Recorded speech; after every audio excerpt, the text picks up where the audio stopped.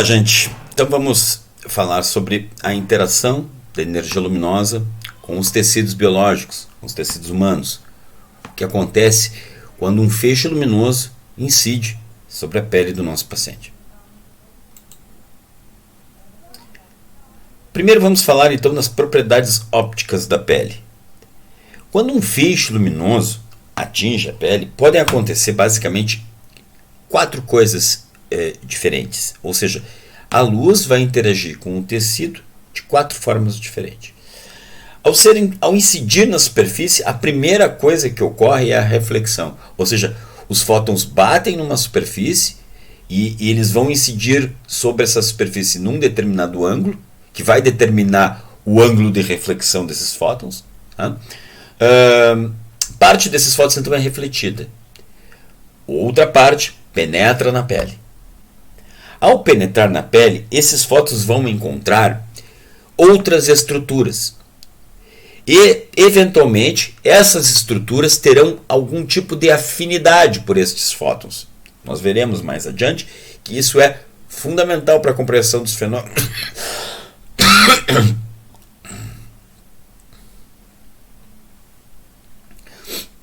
Nós veremos que isso é fundamental para a compreensão de todos os fenômenos que ocorrem nos nossos tratamentos, mas sobretudo para entender um fenômeno em particular, que é a fototermólise seletiva. Ok? Então, primeiro, bate na superfície, parte desses fótons reflete, outra parte penetra. Essa parte que penetra vai encontrar com estruturas então, com as quais tem afinidade. E essas estruturas vão absorver parte dessa energia, vão absorver a energia desses fótons.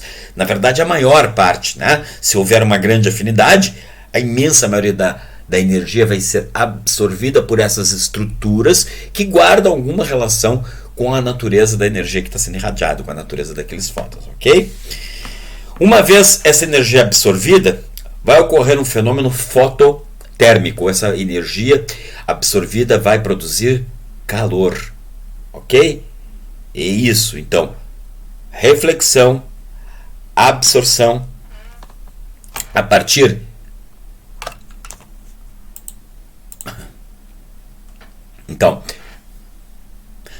a primeira interação, então, é a reflexão. A luz bate numa superfície e será imediatamente refletida pela epiderme.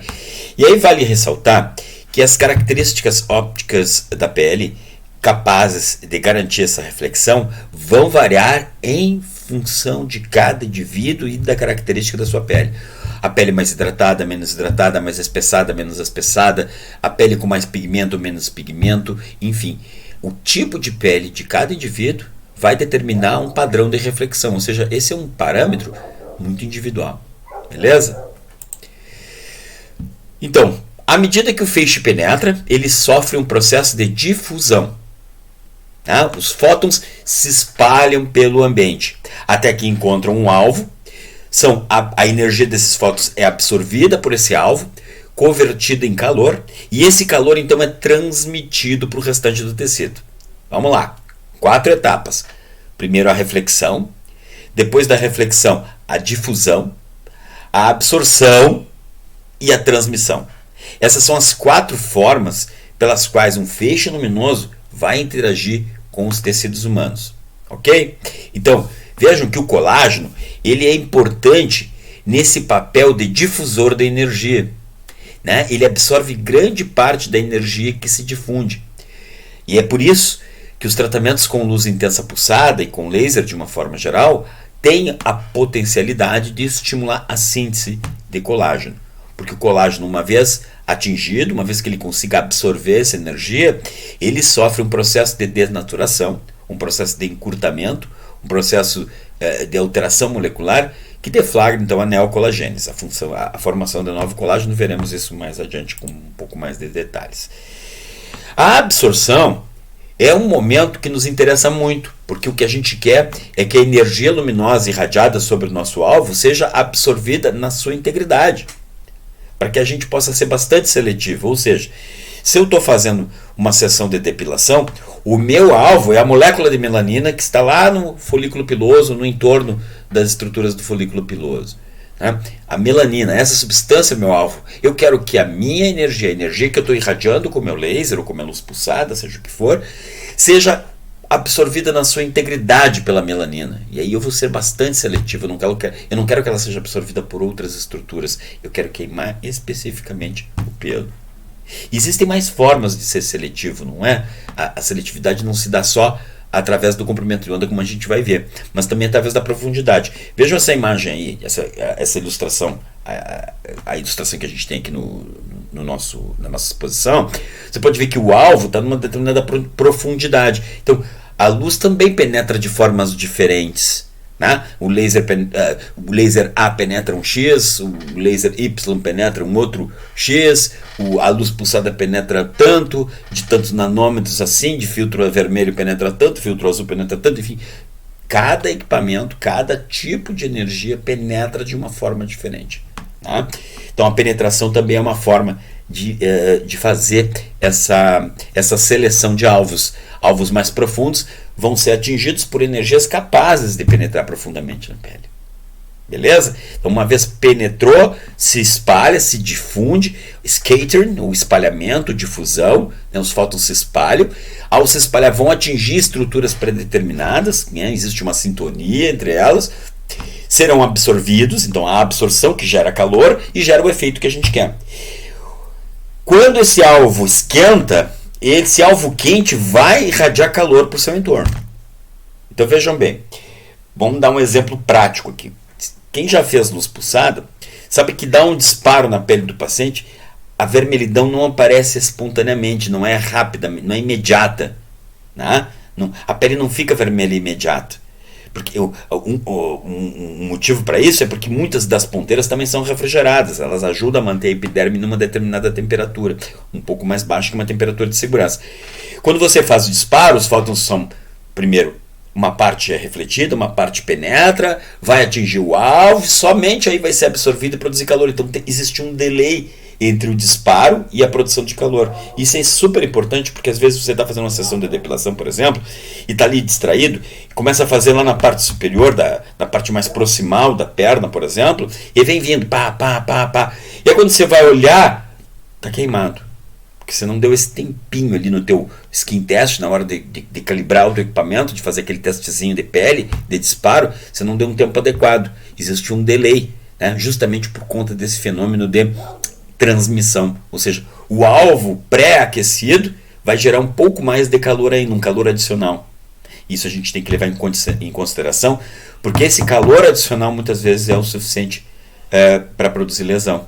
E é por esse motivo que também a gente tem que dar um tempinho entre um disparo e outro, porque esse tempinho ele vai funcionar como uma espécie de tempo de relaxamento, tempo para a pele resfriar um pouquinho, tá? Voltar à temperatura basal e você poder fazer uma nova investida térmica. Tá? A partir do momento que a gente tem a absorção, então tem a transmissão do calor para além do alvo, né? Podendo ter tanto efeito clínico quanto um efeito indesejável. E aí nós chegamos então nas 4 formas pelas quais a luz pode interagir. Então, ela pode refletir, ela vai se espalhar, espalhamento, absorção e transmissão. Beleza? Eu falei que a penetração da luz é diferente para as diferentes formas de luz. E sim, guarda uma relação com o comprimento de onda dessa luz. Então, energias de um comprimento de onda muito pequeno normalmente penetram pouco na pele. Vejam aí na nossa ilustração, né, o ultravioleta, né, o UVA, o VC e o VB. Vejam que o VC ele tem um comprimento de onda tão pequeno que ele nem chega na superfície da Terra, ele não ultrapassa a camada de ozônio. Já o VB e o VA atingem a superfície e penetram mais. O UVB tem um comprimento de onda menor que o UVA, né? E mesmo assim o UVA penetra mais. Então a penetração vai aumentando de uma forma não linear na medida que o comprimento de onda vai aumentando, ou seja, a energia luminosa vai se deslocando no sentido do infravermelho, né? E ao se deslocar no sentido do infravermelho, ela aumenta a sua penetração, ok? Então, ultravioleta B penetra menos que o ultravioleta A. E aí a gente já pode fazer uma comparação. Veja, o ultravioleta B, ele atinge o extrato córneo, né? Basicamente a epiderme. E o UVA atinge a derme. Onde estão os melanócitos? Né? Os melanócitos estão na lâmina basal, quase na derme, estão bem profundos. Então, o UVA bronzeia. Né? O UVA é o cara que estimula os melanócitos, enquanto que o UVB ele queima, e ele queima sobretudo na epiderme, ou seja, nos queratinócitos. Né? Então vai ser o UVB responsável pelo espino celular, pelo baso celular, né? por cânceres de pele mais superficiais, e também pelo melanoma. Afinal de contas, o melanócito está numa zona de transição entre a epiderme e a derme. Beleza, gente? Então, o comprimento de onda influencia sobremaneira na penetração. E essa penetração aumenta na razão direta do comprimento de onda até um certo ponto. Vocês vão ver que depois ele começa a superficializar de novo, existe um motivo para isso. Tá? Mas até o infravermelho vai aprofundando. Beleza? Quanto mais próximo do infravermelho, mais profundo. Então, vocês já podem ver aí, né, que a gente tem, principalmente em equipamentos de luz pulsada, nós temos filtros azuis, filtros verdes, filtros amarelos e filtros vermelhos. Ou seja, cada um desses filtros vai selecionar um determinado comprimento de onda da minha luz pulsada, e já pensando dessa forma, eu vou fazendo uma espécie de seletividade baseada na profundidade. Então, por exemplo, eu quero depilar. O pelo está onde? A estrutura do folículo piloso está onde? Está profunda. Então eu preciso de algo que passe toda a epiderme e tenha a capacidade de chegar na derme. Não é isso? Ou pelo menos próximo disso. Né? Até sim, claro que sim. Né? Lembrando que, no caso da depilação, quem vai conduzir a energia luminosa é a haste do pelo, né? Rica em melanina, que vai conduzir o calor até lá embaixo e fazer o seu efeito. Mas, ainda assim, eu preciso de uma certa profundidade. Certo? Então, você vai ver que não só por conta da profundidade, mas por conta da afinidade da molécula de melanina por comprimentos de onda nessa faixa. Os filtros de depilação costumam ser de 900, 800 nanômetros, 950 nanômetros, 900 nanômetros, 850 nanômetros, 800 nanômetros, 750 nanômetros. Né? Nós temos lasers nessa faixa específicos para depilação, como o Lightshear de 810 nanômetros, o Alexandrita de 755, né? E uma série de outros equipamentos que operam nessa faixa, o Nd:YAG de 1064 nanômetros, são lasers que operam nessa faixa do infravermelho e conseguem aprofundar bastante. Um outro exemplo da importância da penetração da radiação luminosa, ainda na depilação, é que em algumas estruturas você tem folículos pilosos muito superficiais. Então aqui dá uma olhadinha, ó, que se tu está usando um filtro muito baixo, a tua energia não penetra adequadamente. Tá? Na medida que tu vai aumentando o comprimento de onda, ela vai penetrando cada vez mais e vai, obviamente, aumentando a densidade de fótons na zona do folículo, o que, obviamente, vai aumentar a minha eficiência, ok?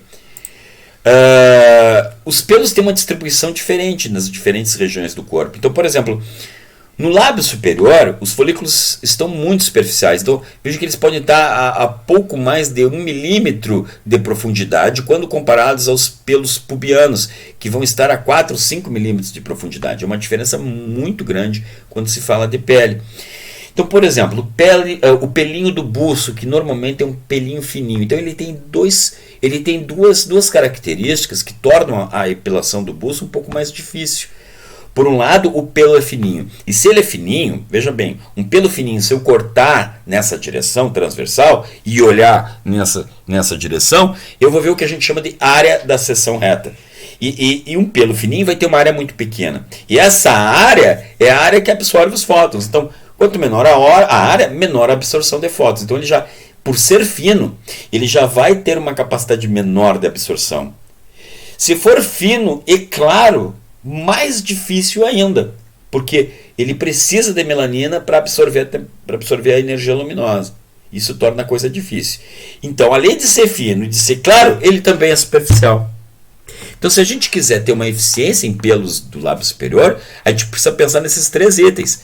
A gente precisa pensar na espessura do pelo, a gente precisa pensar na coloração do pelo e na profundidade do pelo.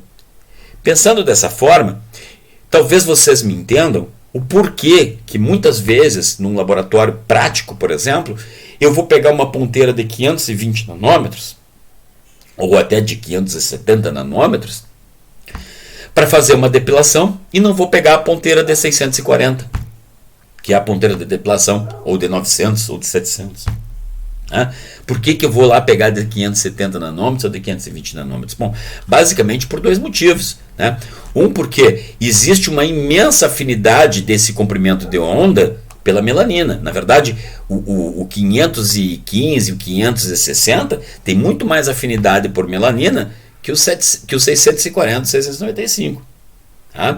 Mas além de ter mais afinidade, eles penetram pouco, eles atingem a superficialidade. Então eles pegam a região que eu quero pegar com aquele pelinho mais fino, Aquele pelinho mais fino, ele está mais superficial. Então, por que o Vladimir usa uma ponteira que a princípio é para lesão vascular ou ainda para lesão pigmentada, para depilar o pelo do pulso? E existem evidências científicas que mostram que a luz pulsada talvez seja um método ainda muito melhor para o pelo fino e claro do que o próprio laser. Talvez por essa possibilidade diversa de ajustar parâmetros e buscar essa melhor sintonia da energia com o pelo. No caso do laser, você está sempre, lembra que no laser você está sempre engessado por um comprimento de onda fixo. No laser você não vai botar filtros. O laser emite uma luz sempre do mesmo comprimento de onda. Se o laser é de 500 nanômetros, aquele feixe terá eternamente 500 nanômetros. Já a luz pulsada, com a alternativa de alternar filtros ou ponteiras, você tem N possibilidades de comprimento de onda e, consequentemente, N possibilidades terapêuticas, como a gente vai ver mais além. Entendido, então, que a profundidade, que a energia penetra de profundidade diferente, com profundidades diferentes, e que essa profundidade é determinante para que a gente possa falar em fototermólise seletiva, como vamos ver em seguida, ok? Então, fazendo um resuminho rápido, na interação dos tecidos biológicos, com os tecidos biológicos, interação das energias com os tecidos biológicos, nós temos que levar em conta fatores que são referentes ao equipamento propriamente dito, referentes ao laser, como o comprimento de onda, a densidade de potência, a densidade de energia, a forma de emissão, se é contínua ou pulsada, Então você tem duas maneiras de emitir energia luminosa. Você pode manter o feixe ligado o tempo inteiro e você pode emitir pulsos desse feixe, a duração e o intervalo desses pulsos e o modo de contato ou não, se você encosta o laser na superfície ou você só irradia a superfície com laser. E de um outro lado, temos fatores relativos ao próprio tecido biológico, como coeficiente de absorção alfa. E esse coeficiente de absorção é uma constante, ou seja, ele é próprio para cada indivíduo e para cada tecido. Coeficiente de espalhamento, ou coeficiente beta, que determina o quanto os fótons vão se espalhar, ou seja, o scatter. O índice de refração do tecido, ou seja, o quanto os feixes alteram a sua trajetória, a sua direção ao penetrar num determinado tecido pela mudança de meio, fenômeno conhecido como refração, do mesmo jeito que o feixe de luz, quando penetra na água, muda de direção. E propriedades biológicas dos tecidos de uma forma geral, como, por exemplo, a perfusão sanguínea. Então, um tecido mais irrigado, a princípio, tem condições de absorver uma quantidade maior de energia numa determinada banda, em comparação com um tecido menos irrigado. Da mesma forma, a irrigação interfere no resfriamento do tecido. Então, vejo que são inúmeras variáveis que interferem no resultado final da interação da energia luminosa com os tecidos, e essas variáveis, muitas vezes, são próprias do indivíduo, ou seja, na verdade, são constantes, constantes próprias do indivíduo. E é por isso que é tão difícil transportar os dados de um paciente para o tratamento de outro. Por isso, a avaliação inicial de cada paciente deve ser bastante personalizada, bastante focada e principalmente fundamentada nesses temas, nesses conceitos que a gente está discutindo aqui. Bora lá? Então, 3 efeitos podem ocorrer a partir do momento que eu tenho absorção da energia: o efeito fototérmico, o efeito fotoquímico e o efeito fotomecânico. O efeito fototérmico é disparado o mais utilizado, o mais conhecido e o que explica a maioria dos fenômenos. Ou seja, a energia do fóton é convertida em energia térmica, em calor. E o calor, velho conhecido nosso nas terapêuticas dermatológicas. Pode ocorrer um efeito fotoquímico, ou seja, através de agentes fotossensibilizantes, conforme explicamos, que já acontecia lá atrás no Antigo Egito, em que se usavam plantas ricas com psoralenos justamente para fotossensibilizar a pele, que depois, quando exposta à radiação ultravioleta do sol, apresentava lá os seus resultados. Então, o efeito fotoquímico são reações químicas observadas durante a irradiação de um determinado comprimento de onda. E o efeito fotomecânico. Tá? O efeito fotomecânico ele produz ondas acústicas que se formam levando uma rápida expansão do tecido e a sua explosão. Então, é o caso da remoção de tatuagem. No processo de remoção de tatuagem, ocorre uma pequena explosão. E essa microexplosão produz uma onda de choque. Uma onda de choque tão potente que fratura, que quebra os alvos na sua volta. E dessa maneira que o laser de tatuagem fragmenta o pigmento. E a gente vai ver isso com detalhes um pouco mais além.